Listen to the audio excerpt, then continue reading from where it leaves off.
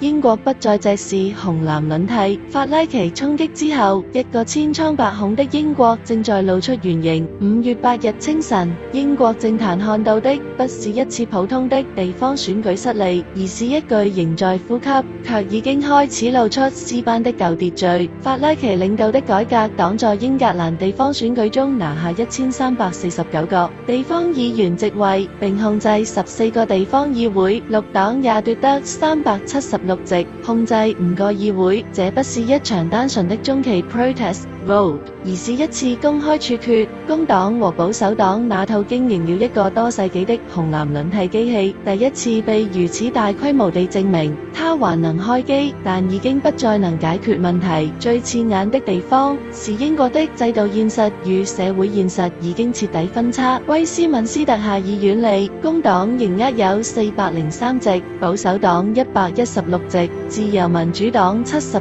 席，改革黨只有8席，綠黨5席。從席位看，工黨仍穩穩掌權，可問題恰恰在這裏。國家機器還在舊秩序手裏，國家情緒卻已經先一步逃離了舊秩序。英國今天最危險的不是政府立刻垮台，而是政府看起來仍很穩，社會卻已經不再相信他有能力把國家帶回正軌。把版圖前後對照一下，這種塌陷感就更明顯了。按已公佈結果的135個英格蘭地方議會計算，選舉前工黨控制64個，保守黨17個，自由民主黨12個，沒有任何政黨單獨過半的 knock out 為42個。選舉後，工黨跌到28個，保守黨只剩9個，自民黨升到15個，改革黨從0躍升到14個，綠黨從0升到5個，而 knock猛增到64個。一句話，紅藍兩黨合計控制的地方議會從81個約60%版圖塌到37個，只剩約27%。這不是一兩塊票倉丟了，而是舊英國的地方政治承重牆被一塊一塊鑿空了。英國為什麼會走到這一步？因為這個國家已經被一種持續20年的慢性衰敗掏空了。它不像2008年那樣轟然崩盤，也不像戰爭那樣一夜見血，它更像一棟年久失修的大樓，屋頂沒有塔，但水管年年漏，電路處處短路，住在裡面的人每天都知道它在變壞。Resolution Foundation 今年的研究寫得近乎殘酷，英國較低收入家庭的典型可支配收入自2000年代中期以來年均只增長 0.5%， 按這種速度，生活水平翻一倍要等130多年。拖欠能源賬單的賬戶已超過160萬個，燃氣賬戶和接近200萬個電力賬戶。這不是普通意義上的經濟增長放緩，而是一個發達國家的多數普通人開始習慣於自己會一年比一年更窮、更累、更沒有盼頭，而這種慢性下沉會直接腐蝕政治信用，因為兩黨制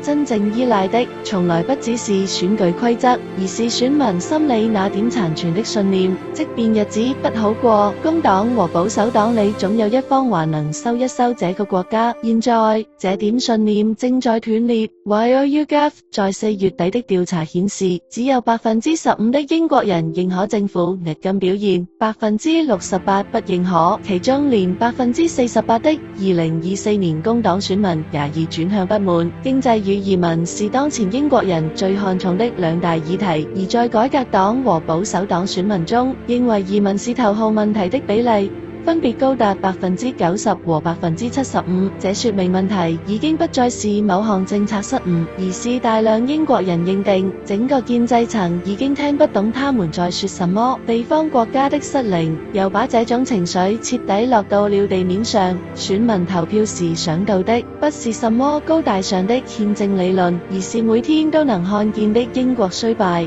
坑坑洼洼的道路，越排越長的醫院隊伍，越來越貴的賬單。間越來越窮的地方政府。英國政府研究所早已警告，許多英格蘭地方政府多年都在財政求生狀態中掙扎。YouGov 在地方選舉前的調查也顯示，道路和坑洞、生活成本、NHS 服務是英國人最在意的本地問題，而改革黨支持者則把移民視作最重要議題。也就是說，英國今天的政治爆炸並不是抽象意識形態之爭，而是一個國家在最基本的治理層面都開始顯得力不從心。法拉奇的可怕不在於他已經證明自己會治理，而在於他成功證明了舊建制不會治理。改革黨之所以能迅速崛起，不只是因為他喊得更兇，而是因為他佔據了英國政治裏最有爆炸性的那個位置。唯一看起來還願意掀桌子的全國性右派力量保守黨，對許多右派選民而言早已不再是反建制，而是舊建制的一部分。工黨則更像一支倫敦化、官僚化、技術官僚化的管理團隊。於是哪怕改革黨的政策並不完整，執政能力遠未被驗證，他仍然像一把順手的錘子，被大批選民拿來砸舊秩序的玻璃。更糟的是，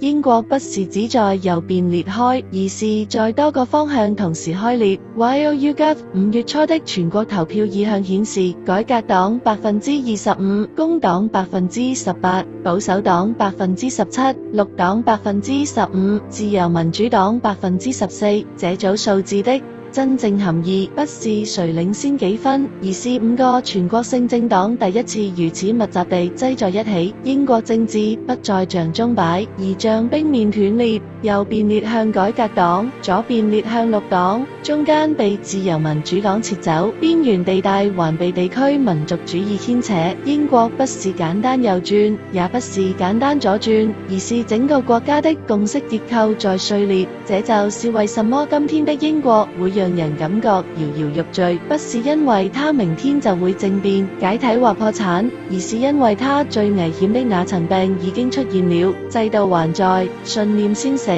政府還在，代表權先空；國家還在，治理能力先漏。斯塔莫還坐在唐寧街，工黨在議會裏仍有巨大多數，但路透社已將這次結果描述為英國執政黨30多年來最糟的地方選舉表現之一。當一個執政黨在席位上仍然強大，在社會上卻已經被視為無力，這種落差本身就是危機，因為它意味着英國接下來面對的可能不是一次乾淨利落的政權更替，而是一段更漫長、更黏稠、更令人煩躁的衰退。政府還在運作，國家卻越來越難被治理。所以今天英國真正的畫面不是法拉奇即將入主唐寧街，而是更令人不安的另一幕。一個千瘡百孔的國家，外表還維持着議會民主的體面，內部卻已經被低增長、移民焦慮、公共服務惡化、地方財政繃緊和政黨信譽破產一點點掏空。法拉奇不是這場危機的起點，他只是第一個把這棟老樓裂縫照亮的人。英國真正要面對的不是如何擊敗改革黨，而是一個更難堪的問題：為什麼這麼多英國人已經寧願相信一個牽桌子的人，也不願再相信那群聲稱自己在負責任治理的人？